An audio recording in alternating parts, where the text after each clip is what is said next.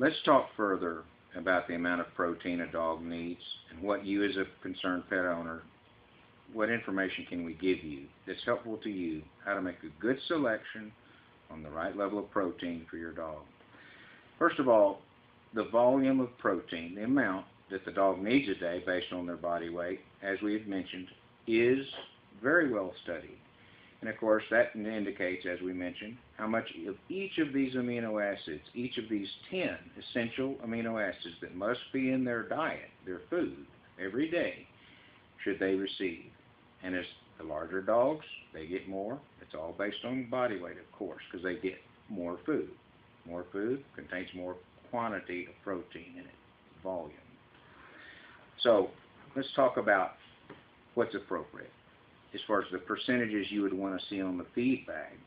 Because all they're going to tell you by law is crude protein. That's all the feed companies can put on the bag by law is crude protein.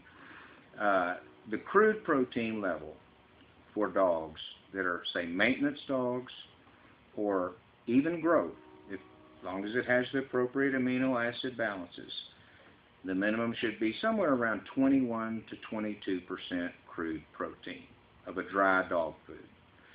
Canned is a whole different cup of tea because it's 70% moisture and it's going to say it's 10 or 11% protein in the whole products. I don't even recommend that type of pet food. So strictly talking about the dry, healthy pet food, you're going to see a protein level of about 22%.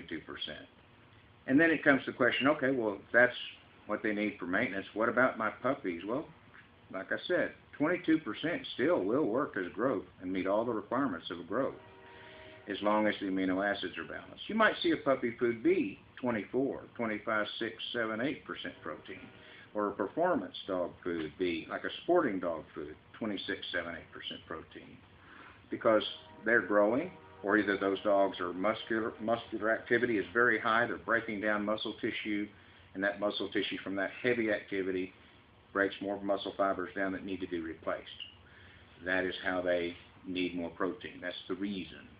Either growth or replacement of muscle tissues. So, what is the most protein you should see in a dog food on a normal basis? The truth is, nothing over 30.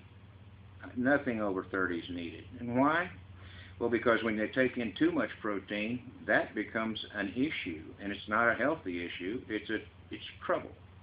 The reason it's trouble is that the dog, once it has used all the protein it can use, and that level's been documented, it's not a guess, it's not somebody's opinion, it's a scientific group of facts, well proven.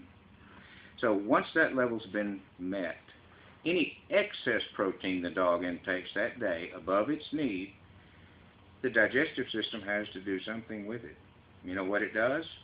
It tries to break it down, which requires a lot of energy and work, because digestion takes a lot of work and a lot of energy. And it tries to break the protein down by deaminizing it. Amino acids, aminizing, it breaks down those amino acids. It tries to. It takes a lot of time, it takes a lot of calorie energy of the dog to try to do it. Something they shouldn't have to be trying to do in the first place that people are forcing them to do. And then what happens? Well, since protein is made of basically of nitrogen as the basic chemical in protein, then it's a lot of extra nitrogen in the system. And why does that happen? Where does that nitrogen go? What happens to it? Well, a lot of it has to be siphoned out by the kidneys. Some of it goes into the liver. Excess levels get stored. It's not a good thing. Overworks the kidneys. Too much nitrogen storage in the liver. It is not at all anything you should do to your dogs. The thing a concerned pet owner should do is try to learn the facts, separate the facts from the myths, make a good, sound decision, have some confidence that the science of canine nutrition is a science taken extremely seriously by those that love dogs like you do, and that this is what they've devoted their life to. They are as serious about it as you are. I don't know a canine nutritionist who doesn't own dogs. So have a little belief in some of this, what is known as science, just like you do when you go to your doctor and you ask them questions. You believe him, right? Or her. Okay. It's the same thing. That's medical science. This is canine nutrition science. Equally serious to those that are involved in it. Don't fall for old wives' tales, and goodness knows you're bombarded with them. Separate yourself away from that.